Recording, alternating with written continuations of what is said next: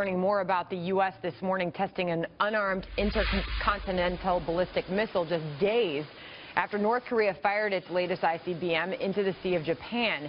Air Force officials say the U.S. test was long planned and not in response to the rogue regime's latest launch. Lucas Tomlinson has more on this from the Pentagon. Lucas?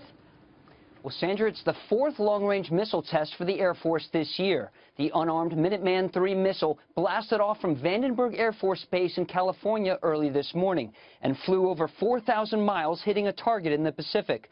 Now, unlike North Korea, who fails to warn others before its tests, threatening airliners and shipping, the Air Force says a notice was given before today's launch. There are 400 nuclear missiles at bases in Montana, Wyoming, and North Dakota. Yesterday, the Secretary of State says he hopes for better relations with Pyongyang.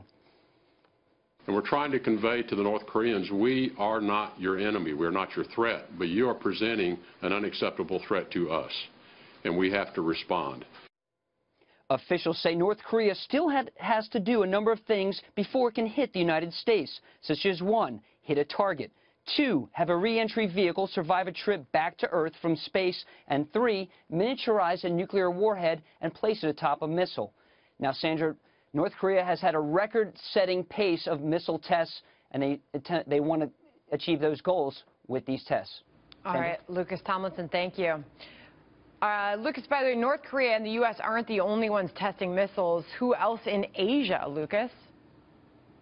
Well, Sandra, just one day after North Korea's record-setting ballistic missile test, China fired 20 missiles at mock-ups of American THAAD anti-ballistic missile systems and mock-ups of Air Force F-22 stealth jets.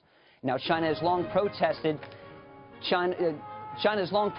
the U.S.'s THAAD missile battery in South Korea. China's missile test coincided with Beijing's Army Day, parading 12,000 troops along with dozens of tanks, jets, and missiles, the first time Beijing celebrated this day with a parade. Now, China has the largest army in the world and now has as many destroyers, cruisers, and submarines as the U.S. Navy. And Secretary of State Tillerson says the U.S. and China are at a pivot point in history, one of the reasons that he and Defense Secretary Mattis are on Capitol Hill this afternoon to discuss next steps. All right, Sandra? Lucas Tomlinson, thank you.